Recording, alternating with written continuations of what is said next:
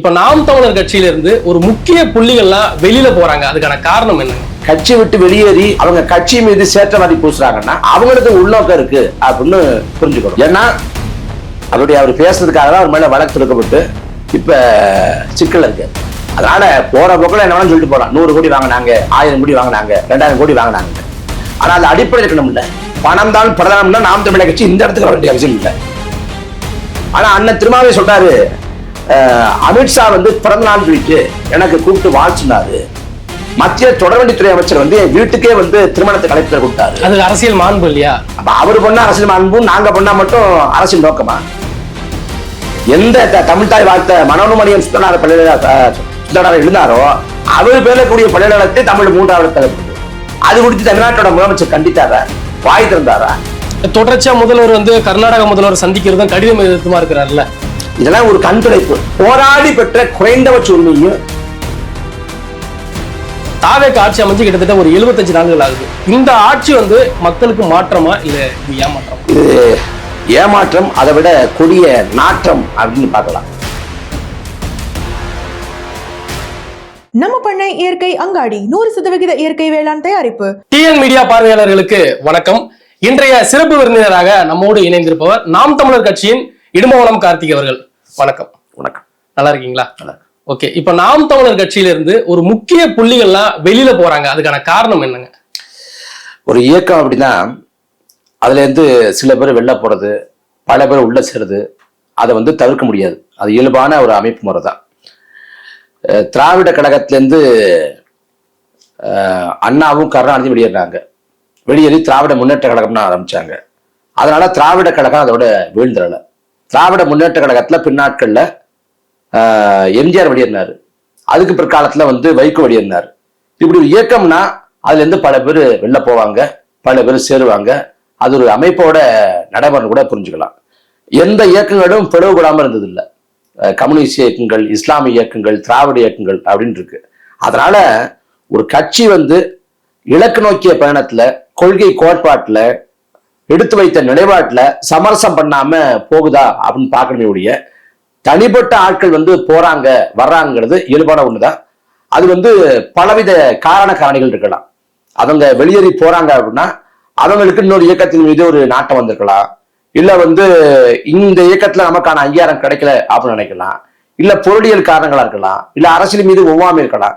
என்ன வேணாலும் இருக்கலாம். கட்சியை விட்டு வெளியேறி போறவங்கல பெரும்பான்மை ஆட்கள் நான் இந்த தவறு பண்ணியிருக்கேன், என்னோட பிழை இது, நான் அதை திருத்திக்கிறேன், திருத்திக்கிட்டு கட்சியோட நம்பிக்கையா என்னோட நம்பிக்கையை பெற்று மீண்டும் கட்சிக்கு களப்பணி செய்வேன் அப்படின்னு சொல்றாங்கன்னா அது சரியா இருக்கும். கட்சி விட்டு வெளியேறி அவங்க கட்சி மீது சேற்றவாதி பூசுறாங்கன்னா அவங்களுக்கு உள்நோக்கம் இருக்கு அப்படின்னு புரிஞ்சுக்கணும். ஏன்னா தன்னோட தவறை உணர்ந்து கட்சி சரியாத்தான் செஞ்சிருச்சு, நான் தான் பிழை பண்ணிட்டேன் அப்படின்னு சொல்றதுக்கு இல்லை. அவங்க மாறாக கட்சி மேலதான் கலங்க அர்ப்பிக்கிறாங்க, சேற்றவாதி பூசுறாங்க. அது அப்படிதான் இருக்கும். கட்சி விட்டு வெளியே போறவங்க பெரும்பான்மை ஆட்கள் கட்சி மேலதான் கலங்க அர்ப்பிப்பாங்க. தொடர்ச்சியா இப்போ கரூர்ல உயிரிழந்த அந்த 41 குடும்பங்களுக்கு அரசு வேலை நியமிச்சிருந்தாங்க. தாவேகாவோட கட்சி கூட்டம், அது கட்சி கூட்டத்தை இறந்து போறாங்க. அப்ப அவங்களுக்கான வேலை வாய்ப்பு, பணி வாய்ப்பு, தொழில் வாய்ப்புனா தாவேகாங்கிற கட்சி ஏற்படுத்தி தரலாம். இப்ப விஜய் பெரிய கோடீஸ்வரர், எல்லா குடும்பத்துக்கும் தலா 1 கோடி கொடுத்து ஒரு தொழில் தொடங்குவதற்கு உதவி பெறலாம். அது யாரும் தடுக்க போறது இல்லை. இல்ல கூடுதலான நிதி கொடுத்தா கூட யாரும் கேட்க போறது இல்லை. அதை விடுத்து அரசு பணியை பயன்படுத்துறதை எப்படி கேட்க முடியும்? ஒருவேளை அது தாவேகாவோட கூட்டம் இல்ல, திமுகவோட கூட்டம், அதிமுகவோட கூட்டம், காங்கிரஸ் கூட்டம், பாஜக கூட்டம், இல்ல இன்னொரு ரசிகர் மன்ற கூட்டம் அங்க இறந்து போறாங்கன்னா அரசு வேலை கிடைக்குமானா கிடைக்காது. அப்ப அவங்க அரசு வேலைங்கிறது, ஒரு அரசு வேலைக்கு ஒரு இளைஞன் பல நாட்கள் அவ பகல் ராத்திரின்னு பார்க்காம அவ படிச்சு முடிச்சு அவன் அதுக்காக அரும்பாடுபட்டு உழைச்சு தேர்வு எழுதி ஒரு அரசு பணிக்கு போகலாம் அப்படின்னு காத்து நடக்கிறேன், அரசு இடத்துல பதிவு பண்ணிட்டு காத்து நடக்கிறேன். அவனுக்கு இல்லாத வாய்ப்பு இதுல இறந்து போயிட்டாங்கிறதுனால அவங்க குடும்பத்தாருக்கு கொடுக்கப்பட்டா அது அதிகார முறைகேடு. இப்ப சராசரியா ஒவ்வொரு குடும்பத்துக்கும் 40 லட்சம் வரைக்கும் கொடுக்கப்பட்டிருக்கு. அதாவது மாநில அரசு, மத்திய அரசு, தாவேகா, காங்கிரஸ், இன்னப்புற அமைப்புகள்னு சராசரியா குடும்பத்துக்கு 40 லட்சம் வழங்கப்பட்டிருக்கு. ஆனா 40 லட்சம் கொடுத்த பிறகு இது போதுமானது இல்ல, நான் அரசு வேலை தருவேன் அப்படின்னு தாவேகா சொல்லுதுன்னா, அமோனியா வாயு கசிவால 18 பெண் தொழிலாளர்கள் இறந்து போனாங்க. அவங்களுக்கு கொடுக்கப்பட்ட அதிகபட்ச நிவாரணங்கிறது ஒரு குடும்பத்துக்கு வந்து 2 லட்சம் தான். 2 லட்சம் போதுமான தொகை இல்லை அப்படின்னு எல்லாரும் சொல்றோம். ஆனா அரசு வந்து கூடுதலா தொகையை தர்றதுக்கு, நிதியை தர்றதுக்கு மனசு வரல. ஆனா இங்க 40 லட்சம் வரைக்கும் கிடைக்க மட்டும் கூட அரசு வேலை தர்றங்கிறாங்க. அதிலே குறிப்பிடத்தக்க செய்கிறோம்னா, கரூர்ல வந்து அந்த விபத்துல சிக்கிக்கிட்டு காயம்பட்டாங்கல்ல, காயம்பட்டு மருத்துவமனை சிகிச்சை பெற்று வீடு திரும்பினாங்கல்ல, அவங்க மட்டும் 104 பேர் 3 மருத்துவமனைகள்ல அவங்க அனுமதிக்கப்பட்டாங்க. அவங்களுக்கு தாவேகா சார்பா 2 லட்சம் நிவாரணம் தருவோம் அப்படின்னு அறிவிச்சிருந்தாங்க. இதுவரை 10 மாதத்தை கடந்து 1 ரூபா காசு தரப்படுது. அன்னைக்கு அரசு கொடுத்துருச்சு, மாநில அரசு கொடுத்துருச்சு. ஆனா தாவேகா கட்சி தரல. இப்ப 10 நாளைக்கு இப்படி கேட்டா ஆதரவு சொல்றாரு, அது கொடுத்தான விவரங்களை திரட்டி கொண்டிருக்கோம், விரைவில் கொடுத்துருவோங்க. ஏன் தரல? ஏன்னா காயம்பட்டவங்களுக்கு நிவாரணம் தர்றது செய்தி இல்ல, அது பேசுபொருள் இல்ல, அது அரசியல் இல்ல. ஆனா இறந்து போனவங்க குடும்பத்துக்கு கொடுக்கிறது அரசியல். அந்த அரசியல் எதுக்காக செய்யப்படுதுன்னா, அது முழுக்க முழுக்க முழுக்க வந்து கரு இடைத்தர மனசு வச்சு செய்யப்படுது. அப்ப இதுல வந்து அரசு வேலை வழங்குறது ஒரு அதிகார முறைகேடு, ஒரு அதிகாரத்தை தவறா பயன்படுத்துறது. அந்த அடிப்படையில இருக்கணும். அவங்களுக்கு வந்து மாற்று இப்ப வந்து தாவேக்காவை சேர்ந்தவங்க எண்ணற்ற பேர் பணக்காரர்களாக, கோடீஸ்வரங்களாக, அதே போல தொழில் அதிபர்களாக இருக்கிறாங்க. இப்ப கரூர்ல வந்து எம்ஆர் விஜயபாஸ்கருக்கு நிறுவனங்கள் இருக்குங்கிறாங்க. அது வழியா அவங்களுக்கு வாய்ப்பை தர்றாங்கன்னா ஏற்படுத்தி தர்றாங்க, இல்ல வாய்ஸ் ஆஃப் காமன்ல ஏற்படுத்தி தர்றாங்க, ஆலோசனை வருதுன்னா நாம் தடுக்க போறதுல கேட்க போறது இல்லை. அரசு வேலையை இதுக்கு பயன்படுத்தாதீங்க, அது தவறான முன்னுதாரணமா மாறி போகும் அப்படின்னு சொல்றோம். இது தொடர்ச்சியா வந்து திமுக ஆட்சி காலங்கள்ல கள்ளச்சாராயம் குடிச்சு கல்வராயன் மலையில இறந்தவங்கள அங்க நிவாரணம் கொடுத்திருந்தாங்க. அதை நாம் தமிழர் கட்சி எதிர்த்து வழக்கு தொடுக்க முடியல, அதை தடுக்க முடியல.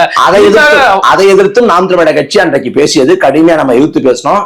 இன்னும் சொல்ல போனா, அங்க கள்ளச்சாராயம் குடிச்சிட்டு மருத்துவமனையில பாதிக்கப்பட்டு கிடந்தாங்கல்ல, அவங்கள வந்து அண்ணன் சீமான் வந்து பார்க்க போகல. அவங்களுக்காக மனம் இறங்கினாங்க, ஆனா பார்க்க போகல. ஏன்னா அது ஒரு தவறான முன்னுதாரணம் ஆயிடும் அப்படிங்கிறதால அண்ணன் சீமான் அவர்கள் அந்த இடத்துல பார்க்க போகல. அதே போல 10 லட்சம் கொடுப்பதை வந்து மிக கடுமையா வந்து நாம் தமிழர் கட்சி எழுதுச்சு. நமக்கு திமுக தாவேகா அப்படின்னு மாறுபாடு இல்ல, தப்பு எங்க இருந்தாலும் தவறுன்னு சொல்றோம். ஆனா அதுக்கு வந்து உள்ளம் கற்பிச்சு தங்களோட தவறுல இருந்து தப்பிக்கிறதுக்கு வந்து தாவேகா அரசு முயற்சி பண்ணுது. தொடர்ச்சியா திமுகவை எதிர்க்கிறதுக்கு தான் நாம் தமிழர் உருவானது. ஆனா இப்ப வந்து 100 கோடி வந்து பணம் வந்துருச்சு, அதனால வந்து வாய மூடிக்கிட்டாங்க சீமான் அவர்கள், பிஸ்மி அவர்கள் விமர்சனம் வைக்கிறார். அப்படி அவர் பேசுறதுக்காக தான் அவர் மேல வழக்கு தொடுக்கப்பட்டு இப்ப சிக்கல் இருக்காது. அதனால போற போக்கில் என்ன வேணாலும் சொல்லிட்டு போலாம், 100 கோடி வாங்கினாங்க, 1000 கோடி வாங்கினாங்க, 2000 கோடி வாங்கினாங்கன்னு. ஆனா அந்த அடிப்படை இருக்கணும் இல்ல, பணம் தான் பிரதானம்னா நாம் தமிழர் கட்சி இந்த இடத்துக்கு வர வேண்டிய அவசியம் இல்லை. இன்னும் சொல்ல போனா, அண்ணன் சீமான் அவர்கள் வந்து திரைத்துறையிலே இருந்திருந்தா அவர் கோடிக்கணக்காக சம்பாதிச்சிருக்கலாம். அது எல்லாத்தையும் விட்டுட்டு தான் இந்த இனமான பணி அப்படின்னு வந்திருக்கிறாங்க. அன்னைக்கு வந்து 2009-10 காலகட்டத்துல இன்னைக்கு ஒரு இயக்கம் 2009 அந்த தொடக்க நிலையில வந்து நாம் தமிழர் இயக்கமோ நாம் தமிழர் கட்சியோ கிடையாது. அன்னைக்கு அண்ணன் சீமான ஒரு இயக்குனர் தான். ஒரு இயக்குனராக தன்னந்தனியா தமிழ்நாடு முழுக்க பயணப்பட்டு மத்தியிலாண்ட காங்கிரஸ், மாநிலத்தாண்ட திமுகவை 2ஐயும் தோல்ச்சு பேசினாரு. அடுத்தடுத்து சிறைப்படுத்தப்பட்டாரு. தமிழ்நாட்டில் சிறைப்படுத்தப்பட்டாரு, புதுச்சேரியில பேசினா புதுச்சேரி சிறைப்படுத்தப்பட்டாரு. எத்தனை முறை சிறைப்படுத்திய போதும் ஒருபோதும் அந்த அடக்குமுறைக்கு அஞ்சல. கட்சி தொடங்கின பிறகும் கூட 2010 காலகட்டத்துல வந்து அன்னைக்கு மீனவருக்கு அதெல்லா பேசினப்ப தேசிய பாதுகாப்பு சட்டத்துல கருணாநிதி சிறைப்படுத்தினாரு. அப்போதும் ஒருபோதும் அடக்குமுறை இருக்க அஞ்சல.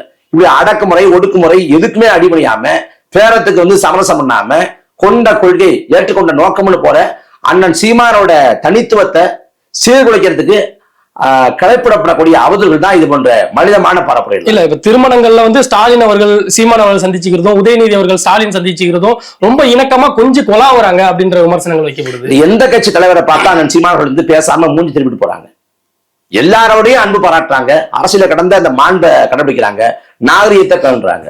இப்ப காங்கிரஸ் சேர்ந்த திருநாவுக்கரசு ஐயா மாமான் தான் அழைப்பாங்க. திமுகவை சேர்ந்த தமிழர் சங்கம் பாண்டியன் அண்ணின்னு சொல்லுவாங்க, ஆராசம் அண்ணன் சொல்லுவாங்க, விஜய் வந்து தம்பின்னு சொல்லுவாங்க, வன்னியரசு தம்பின்னு சொல்லுவாங்க, திருமாவை வந்து அண்ணன் சொல்லுவாங்க. எல்லா கட்சிகள்லையும் உறவுமுறை பாராட்டுற ஒரு தலைவர்னா அண்ணன் சீமான் தான். ஒரு பொது நிகழ்வு பாக்குறப்ப கை வைக்கிறாங்க, பரஸ்பரம் நலம் விசாரிக்கிறாங்க, கடந்து போறாங்க. அந்த சந்திப்புக்கு அரசியல் தொடர்ச்சி இருக்கா? அந்த சந்திப்புக்கு பிறகு நாம் தமிழர் கட்சியோட நிலைப்பாட்டுல மாற்றம், கோட்பாட்டுல மாற்றம், இல்ல வந்து எடுத்து வைக்கக்கூடிய அணுகுமுறையில மாற்றம் இருக்கா? அப்படி இது இல்லையே. ஆனா ஒவ்வொரு சந்திப்பின் போதும் ஒவ்வொரு உள்ள கருப்பிக்கப்படுது. ரஜினிகாந்த் சந்திச்சப்ப நாம அப்பவே சொன்னோம் அதுக்கு எந்த அரசியல் காரணமும் இல்லைன்னு. ரஜினிகாந்த் சந்திப்புக்கு ஒரு அரசியல் நோக்கம் கற்பிக்கப்பட்டுச்சு. சசிகலா மேல சந்திச்சப்ப அதுக்கு ஒரு அரசியல் நோக்கம் கற்பிக்கப்பட்டுச்சு. கடந்த ஆட்சி காலத்துல வந்து மூக்காமுத்து இறந்து போனப்ப ஸ்டாலினை பார்த்தப்ப அதுக்கு ஒரு அரசியல் சாயம் பூசப்பட்டுச்சு. இது ஒவ்வொரு முறையும் நடக்கிறத. தொடர்ச்சியா வந்து பேனா சிலையை உடைப்பா அப்படின்னு சொல்றவங்க கூட இன்னைக்கு கொஞ்சம் குழாவுறாங்க. பொது வேட்பாளரா நிப்பாட்டுறதுக்காக இந்த வேலைகள் நடக்குது. பொது வேட்பாளர் அப்படின்னு நாம் தமிழக கட்சி அறிவிக்கல, இன்னும் இடைத்தேர்தலே அறிவிக்கப்படல. அதுல அண்ணன் சீமான் போட்டிடுறதா அண்ணன் சீமான் வந்து சொல்லியிருக்காங்க. எந்த தொகுதிங்கிறத அண்ணன் சீமான் அறிவிப்பாங்க, நாம் தமிழக கட்சியோட தலைமை வந்து சொல்லும். அதுக்கு முடிய பொது வேட்பாளர் அவங்க அப்படி முடிவு வர்றாங்க. அப்ப பேனா சிலையை உடைப்போம் அப்படிங்கிற நிலைப்பாட்டுல வந்து நாங்க நாம் தமிழக கட்சி பின்வாங்கினோமா? எப்பயாவது கடந்த திமுக ஆட்சி காலத்துல அந்த திட்டம் கொண்டு வரப்படாத காரணமே அண்ணன் சீமான் தான். அண்ணன் சீமான் இல்லைன்னா பேனா சிலை நிரூபிப்பாங்க. ஆனா நிறுவிடாம தடுத்தது நாம் தமிழக கட்சி. இப்ப வந்து கருணாநிதியை வந்து அப்பர் கற்றவர் நல்லவர் அப்படிங்கிறத பேசுறோமா? கருணாநிதி துரோகின்னு தான் இப்பயும் சொல்றோம். பெரியார் இவர் அவரோட கோட்பாடுகள் வந்து திரிபாதம் கொண்டது, உள்நோக்கம் கொண்டது அப்படின்னு சொன்னோம். இப்ப சரியான சொல்றோமா? இப்பவும் அதே நிலைப்பாடு தான். திராவிட எதிர்ப்பு, திமுக மீதான விமர்சனம், அதிமுக மீதான விமர்சனம், இன்னைக்கும் அதே நிலைப்பாடு தான். ஆனா வந்து அண்ணன் திருமா வந்து உள்நோக்கம் இருக்கிறாரு. ஆனா அண்ணன் திருமாவே சொல்றாரு, அமித்ஷா வந்து பிறந்த நாள் சொல்லிட்டு எனக்கு கூப்பிட்டு வாழ்த்துனாரு. மத்திய தொடர்வண்டித்துறை அமைச்சர் வந்து என் வீட்டுக்கே வந்து திருமணத்தை கலைப்பு கொடுத்தாரு. அது அரசியல் மாண்பு இல்லையா? அப்ப அவரு பண்ணா அரசியல் மாண்பு, நாங்க பண்ணா மட்டும் அரசியல் நோக்கமா? சனாதன வந்து எதிரி அப்படின்னு சொல்லக்கூடிய திருமாவளவன், அந்த திருமாவளவனோட அமித்ஷா வந்து சாதாரணமா பேசுறாரு, பிறந்தநாளுக்கு வாழ்த்து சொல்றாரு, திருமாவுக்கு பிறந்தநாள் வாழ்த்து சொல்றாரு, ரவிக்குமாருக்கு பிறந்தநாள் வாழ்த்து சொல்றாரு அப்படின்னு வருதே. அப்ப அது கேட்டா அரசியல் மாண்பு நாகரிகம். அப்ப நாங்க பேசினா மட்டும் அது வந்து அரசியல் நோக்கம் கொண்டது, நாங்க சமரசம் பண்ணிக்கிறோமா? இது என்ன தர்க்கயாயம்? தாவேக்கு ஆட்சி அமைஞ்சு கிட்டத்தட்ட ஒரு 75 நாட்கள் ஆகுது. இந்த ஆட்சி வந்து மக்களுக்கு மாற்றமா இல்ல இது ஏமாற்றமா? இது ஏமாற்றம், அதை விட கொடிய நாற்றம் அப்படின்னு பார்க்கலாம். ஏன்னா திமுகவோட கொடுமையான ஆட்சி காலம்னா 2006 2011 திமுக ஆட்சியே கொடுமை தான். அது உச்சபட்சம் 2006 2011. அதிமுக ஆட்சியில உச்சபட்ச கொடுங்கோன்மை ஆட்சி அப்படின்னா 91 96. இந்த 2 ஆட்சியை விஞ்சுற அளவுக்கு தாவேக்காவோட இந்த 5 ஆண்டுகள் ஆட்சி இருக்கும், உறுதியா இருக்கும். இந்த 75 நாட்களை வச்சு இந்த ஆட்சியை மதிப்பிட முடியுமா அப்படின்னா முழுமையா மதிப்பிட முடியாது. ஆனா ஆட்சியின் திசைவழி போக்க தெளிவா சொல்லிடலாம். இந்த ஆட்சியின் திசைவழி போக்க மிக தவறான பக்கம் போகுது. ஏன்னா அதாவது ஒரு செயல்பாடை செய்யணும்னு நினைக்கிறாங்க, நோக்கம் சரியா இருக்கு, ஆனா எடுத்து வைக்கிற அணுகுமுறை பிள்ளையா இருக்குன்னா பரவாயில்ல, சரி திருத்திக்குவாங்க, அவங்க சரி பண்ணிக்குவாங்க அப்படின்னு பார்க்கலாம். இவனோட நோக்கமே பிள்ளையா இருக்கு, அடிப்படையே பிள்ளையா இருக்கு. இல்ல தொடர்ச்சியா வந்து சிங்கப்பெண் சிறப்பு அதிரடிப்படை திட்டம் 717 டாஸ்மாக் எல்லாத்துலயுமே வந்து கவர்ச்சிகரமா இருக்கு. 717 கடையை முன்னாரு அப்படின்னு இருக்கு. எந்தெந்த கடைகள்னா இப்ப வரைக்கும் சரியான தரவுகள் கிடைக்க போறல. நீங்க இன்னும் சொல்ல போனா ஸ்டாலின் ஆட்சி காலம், எடப்பாடி ஆட்சி காலம், ஜெயலலிதா ஆட்சி காலம்னு ஒவ்வொருத்தரும் ஆட்சிக்கு வர்றப்ப தலா 500 கடையை மூடிருக்காங்க. ஆனா 500 கடையை மூடின பிறகு அந்த மதுக்கடையில வருமானம் குறைஞ்சது இல்லை. இங்க இந்த கடையை மூடுறாங்கன்னா இன்னொரு கடையை வந்து அவங்க அனுமதி கொடுத்து அதை சமப்படுத்திடுறாங்க. அதனால அந்த கண் துடைப்பு நடவடிக்கையா தான் அந்த கடை மூடப்படுறது நடக்குது. இதுல வந்து அந்த பள்ளிக்கூடம் பக்கத்துல, கோயில் பக்கத்துல இருக்கக்கூடிய மதுபான கடையை மூடுறது மட்டும் கோரிக்கை இல்லை, மதுபான கடையை மூடுறத சரியான கோரிக்கை. அந்த கோரிக்கையை தாவேக்கா செய்யுமானா படிப்படியா நாங்க குறைப்போம், அதெல்லாம் அவங்க சொல்லலையே. மதுவிலக்கு அமல்படுத்துவோம், மதுவிலக்கு தாவேக்கா அரசோட கொள்கை நிலைப்பாடுலாம் அவங்க சொல்லவே இல்லையே. அதே போல சிங்கப்பெண் அதிரடிப்படை, இந்த சிங்கப்பெண் அதிரடிப்படையால என்ன சாதிக்க முடியும்? தொடர்ச்சியா கைது பண்றாங்க. சிங்கப்பெண் அதிரடிப்படைக்கான அதிகாரம் என்ன? அவங்களுக்கு கொடுக்கப்பட்ட தனித்துவமான பயிற்சி என்ன? அவங்களுக்கு தனித்துவம்னா தனி சீருடை, அதுதான். அதாவது காவல்துறையில இருந்த பெண்களை தூக்கி சிங்கப்பெண் அதிரடிப்படை அப்படின்னு இன்னொரு உடையை கொடுத்து மாத்திருக்காங்க. அவங்களுக்கு வந்து தனித்துவமா எந்த அதிகாரமும் கிடையாது. குற்றம் நடக்கிறது முடியும் தடுக்கிறாங்கல்ல. எங்க நடக்கிறாங்க? இப்ப போறாங்க, சாலையில போயிட்டு இருக்காங்க, ஒரு பெண்ணு கிட்ட வந்து ஒரு ஆண் தப்பா நடந்துக்கிறான்னா அந்த சமயத்துல போய் பிடிக்க முடியும்னா பிடிக்கலாம். இல்ல நடந்து முடிஞ்ச பிறகு அங்கேயே நிக்கிறான்னா அவனை பிடிச்சு காவல் நிலையத்தை கொண்டு ஒப்படைக்கலாம். இதுல என்னதான் செய்ய முடியும்? அதை தாண்டி அவங்க வந்து கைது பண்ணவோ, வழக்கு போடவோ, இல்ல வந்து விசாரணை செய்யவோ, புலனாய்வு செய்யவோ எந்த அதிகாரமும் கிடையாது. அவங்க ரோந்து போகலாம். ரோந்து படம் அது. ரோந்து மூலமா எப்படி நீங்க தடுக்க முடியும்? இப்ப பிங்க் பேட்ரோல் அப்படிங்கிற ஒரு ரோந்து படம் வந்து உருவாக்கப்படுச்சு, ஊட்டியில தான் கொண்டு வந்தாங்க. அந்த ரோந்து படங்கிறது இதே போல 2 சக்கர வாகனம், 2 சக்கர வாகனம் தனித்துவமான சீருடை, அது ரோந்து படம். அப்புறம் அம்மா பேட்ரோல் அப்படிங்கிற ரோந்து படம், அது வந்து 4 சக்கர வாகனம், அதுவும் ரோந்து போகும். ரோந்து மூலமா எப்படி தடுப்பீங்க? தமிழ்நாட்டோட நிலப்பரப்பு எவ்வளவு பெருசு? தமிழ்நாட்டோட பெண்களோட மக்கள் தொகை எவ்வளவு? 4 கோடி பெண்கள், மிகப்பெரிய மக்கள் தொகை வந்து தமிழ்நாட்டுல பெண்கள் இல்ல. இன்னும் அதே போல பெரிய நிலப்பரப்பு, இங்கிலாந்துக்கு நிகரான, இங்கிலாந்து நாட்டுக்கு நிகரான நிலப்பரப்பை கொண்டது தமிழ்நாடு. இவ்வளவு பெரிய நிலப்பரப்பை 4 கோடி பெண்களை 2565 பேர், இப்ப அது விரிவாக்கம் பண்ணா 5000 பேர், 5000 ரோந்து படையை கொண்டாந்து அதை வச்சு காக்க முடியும்னா இது எப்படி கதைக்காகிறத? இது ஒரு கண்துடைப்பு. சிங்கப்பன் அதிரடி படைங்கிறப்ப பெயர் கம்பீரமா இருக்கு, கவர்ச்சிகரமா இருக்கு. மக்கள் மத்தியில ஏமாத்துறதுக்கு வந்து என்ன பண்ணாரு, சிங்கப்பனை அதிரடி படை கொண்டு வந்தாரு. அதுக்கு வந்து எந்த அதிகாரமும் இல்ல, எந்த தனித்துவமும் இல்ல, எந்த சிறப்பும் இல்ல. சீருடைதான் அதிகபட்ச தனித்துவமே. அது வந்து மக்களை ஏமாத்துறதுக்கு சொல்றதுக்கு வேணா நல்லா இருக்கக்கூடிய சிங்கப்பெண் அதிரடிப்படையால ஒன்னும் பெண்களுக்கான குற்றங்களை ஒன்றும் தடுக்க போறது இல்லை. தொடர்ச்சியா வந்து 1 ரூபாய் நீங்க ஊழல் கொடுக்க வேணாம், லஞ்சம் கொடுக்க வேணாம், கேட்டா உங்க விஜய் பேரை சொல்லுங்க, விஜய் பேரை சொல்லுங்க, எங்க அண்ணன் சொல்லுங்க, எங்க தம்பின்னு சொல்லுங்க, ஊழல் கேட்டா என் பேரை சொல்லிட்டு வாங்க அப்படின்னு சொல்லி முதல்ல சொன்னா வந்து அவர் தான் வாங்க சொல்லுவாங்க. இப்ப ஜனநாயகன் படம் வந்துச்சு இல்ல, ஜனநாயகன் படம் ஓடிட்டு இருக்குது. அந்த முதல் 2 நாள் எடுத்துக்குவோம். இது நாள் வரைக்கும் இந்த பிளாக் டிக்கெட் அந்த கள்ள சந்தையில விற்கிறது குறித்து நம்ம செய்தி கேள்விப்பட்டிருக்கோம். என்ன பண்ணுவாங்க, திரையரங்களை போய் அந்த சீட்டை எடுத்துட்டு போய் முறைகேடா தூரமா நின்று விற்பாங்க. 100 ரூபாய் அந்த கட்டணம் வந்து 1000 ரூபாய், 500 ரூபாய், 300 ரூபான்னு விற்பாங்க. இப்ப என்னன்னா அந்த கவுண்டர் இருக்கு பாருங்க, அங்க வசூலிப்பாங்கல்ல, அங்கேயே 100 ரூபாய்க்கு அவன் 700 ரூபான்னு போட்டு விற்கிறேன். இணையத்துல பதிவு பண்ணா உங்க டிக்கெட்டை கன்ஃபார்ம் பண்ணணும்னா இங்க 700 ரூபாய் அனுப்புங்க அப்படிங்கிறான். அப்ப இவ்வளவு நாட்களா கள்ளச்சந்தையில விற்கப்பட்ட அந்த பிளாக் டிக்கெட் இப்ப நேரடியா விற்கப்படுது. இது யார் கட்டுப்பாட்டுல இருக்கு? திரையரங்க கட்டண நிர்ணயம்லாம். இந்த திரையரங்க கட்டண நிர்ணயம் வந்து உள்துறை அமைச்சருக்குள்ள வருது, தமிழ்நாடு அரசின் உள்துறை அமைச்சருக்குள்ள வருது. உள்துறை அமைச்சகம் நீங்க முதலமைச்சரோட நேரடி கட்டுப்பாட்டுல இருக்கு. அவர் படம், அவர் கீழே இருக்கக்கூடிய உள்துறை அமைச்சகம், அதுல ஒரு ஊழல், அதுல ஒரு முறைகேடு, அதுவும் பகிரங்கமா நடக்குது. அதையே தடுக்கல வருது. அப்புறம் என்ன ஊழல் ஒழிச்சு கிழிக்க போறாரு? அப்ப இது வந்து சொல்றதுதான். இப்ப ஊழலை ஏத்துக்க மாட்டேன்னு சொல்லிட்டாரு, லஞ்சத்தை அனுமதிக்க மாட்டேன்னு சொல்லிட்டாரு அப்படிங்கிறாங்க. எந்த முதலமைச்சர் தமிழ்நாட்டுல இத்தனை ஆண்டு காலத்துல நான் வந்தது கொள்ளடிக்க தான், நான் வந்தது ஊழல் செய்யத்தான், நான் வந்தது ஊழல் அடிச்சு உலக படத்தாலும் யாரும் சொல்லிட்டு இருந்தாங்களா? எல்லாரும் பேசுறப்ப நான் ஊழலை எதிர்க்க போறேன், ஊழலை ஒழிக்க போறேன்.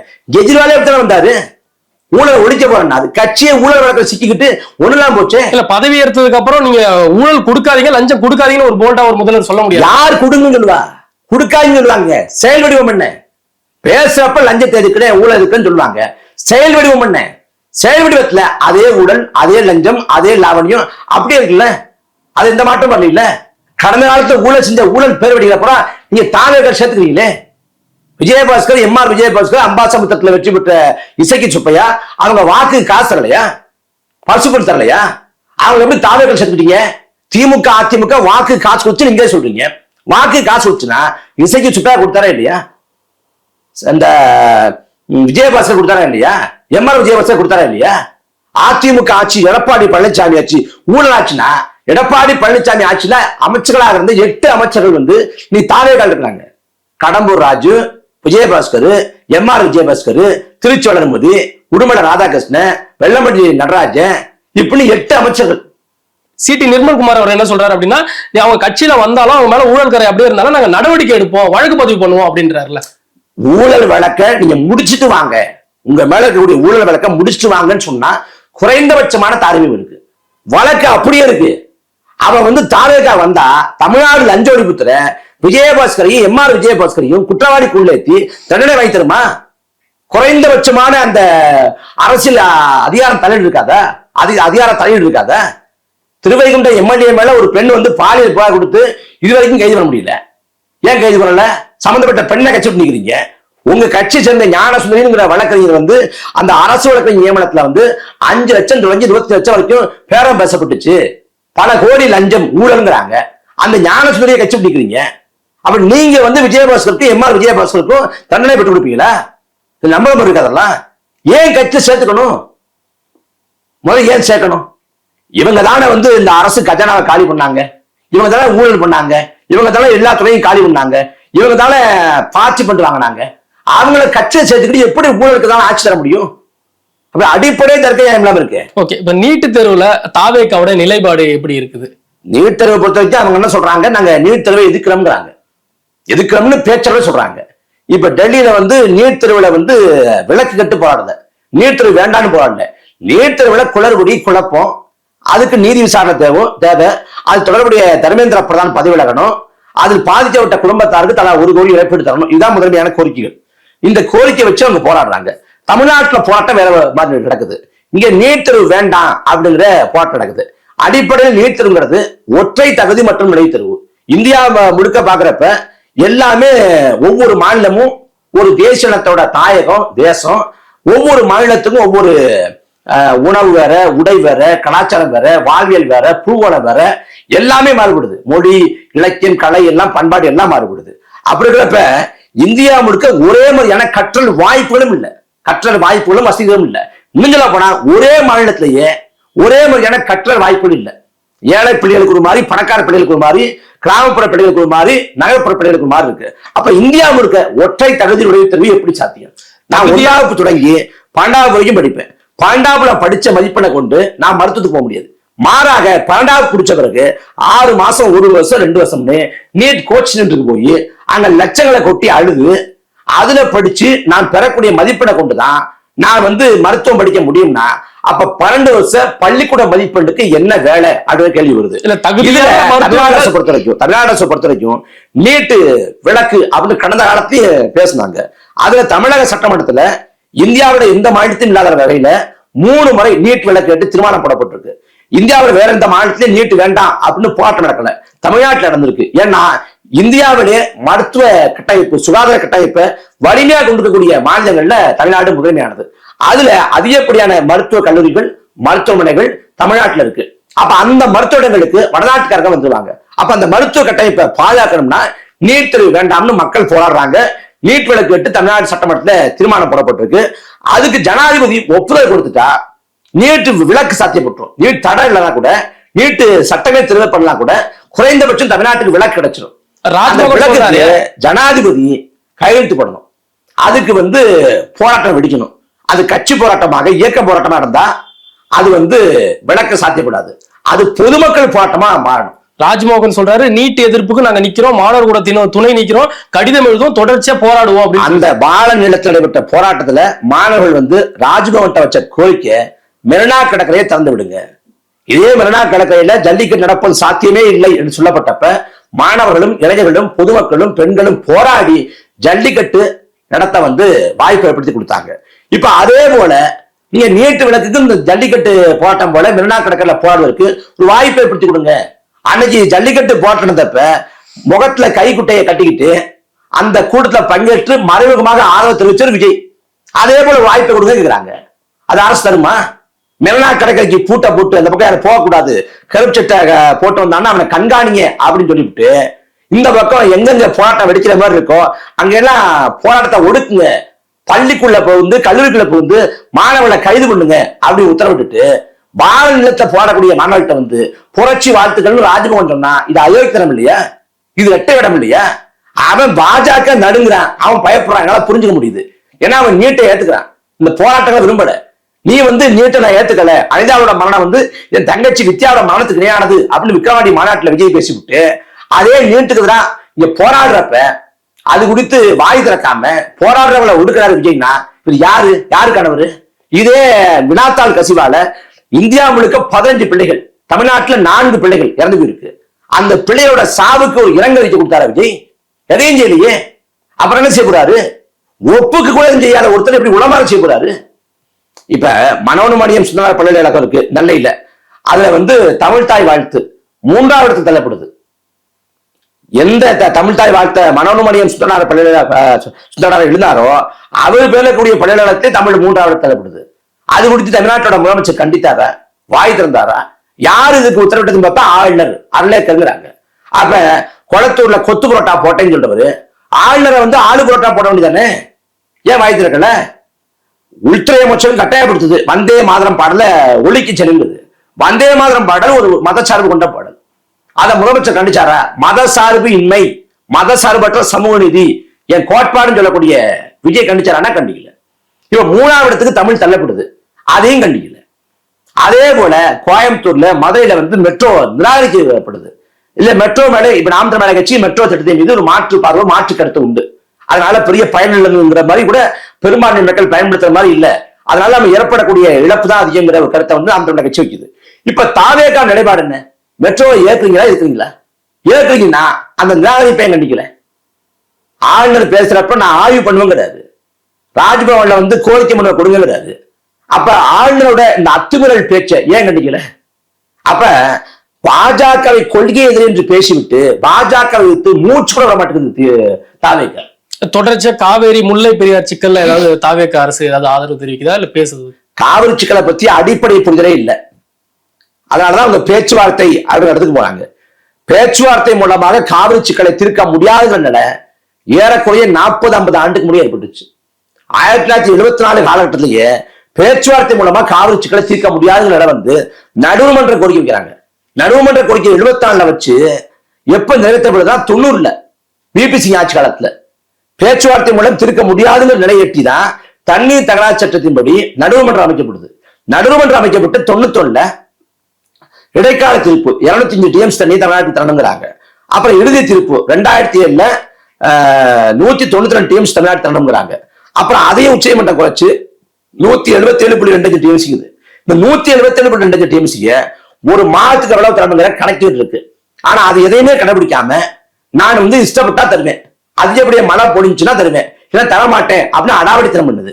இது போக காவிரி ஆற்றின் குறுக்க மேகதாதுல அணை கட்டிட்டா காவிரி தண்ணி வந்து தமிழ்நாட்டுக்கு வர்றது கனவாகி போகும். அந்த திட்டத்தை வந்து அவங்க முனைப்போடு செயல்படுத்துறாங்க. அவங்களுக்கு தேவை வந்து இப்ப வந்து பூர்வாங்க திட்டங்கள் தொடங்கிட்டாங்க. அவங்களுக்கு தேவை வந்து நிதி, அப்புறம் அரசின் ஒப்புதல். அந்த அதுக்கான ஒப்புதல் ரெண்டும் கிடைச்சிட்டா அவன் அணை கட்டிடுவேன். எப்படி கபினி காமாவதி இறங்கின்னு தமிழ்நாட்டை கேட்காம விதிகளை மீறி சட்டத்தை புறந்தள்ளி அணை கட்டினானோ அதே போல மேகதாதுல கட்டிடுவேன். தொடர்ச்சியா முதல்வர் வந்து கர்நாடக முதல்வர் சந்திக்கிறதும் கடிதம் எழுத்துமா இருக்கிறாருல்ல, இதெல்லாம் ஒரு கண் துடைப்பு, பொதுமக்களை ஏமாற்றக்கூடிய ஒண்ணுதலைக்கூடிய, இதெல்லாம் எந்த பயனும் வரப்போறது இல்லை. அன்னைக்கு குண்டூர் ராவ் முதலமைச்சர் இருக்கப்ப கர்நாடகாவுக்கு போனாரு எம்ஜிஆர்.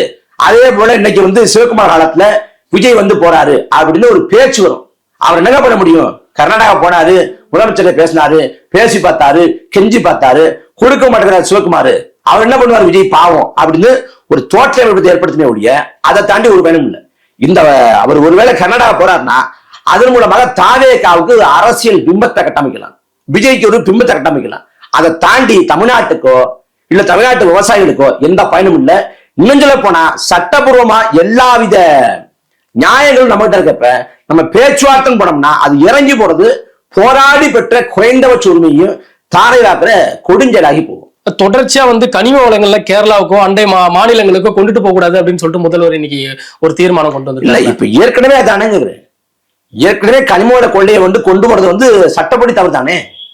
சட்டம் இங்க வந்து சட்டம் இல்லாம இல்ல. கனிமவள கொள்ளையை தடுக்கிறதுக்கு, இந்த முறைகேட மண்ணை அள்ளுறதுக்கு தடுக்கிறதுக்கு சட்டம் இல்லாம இல்ல, சட்டத்தை பின்பற்றது இல்ல. சட்டத்துக்கு புறம்பாதான் மணக்கொள்ளையும் கனிமவள கொள்ளையும் நீர்கொள்ளையும் நடக்குது. இப்ப வரைக்கும் நடக்குது. தென்காசியில, நெல்லையில, கன்னியாகுமரியில இந்த நாள் வரைக்கும் நடக்குது.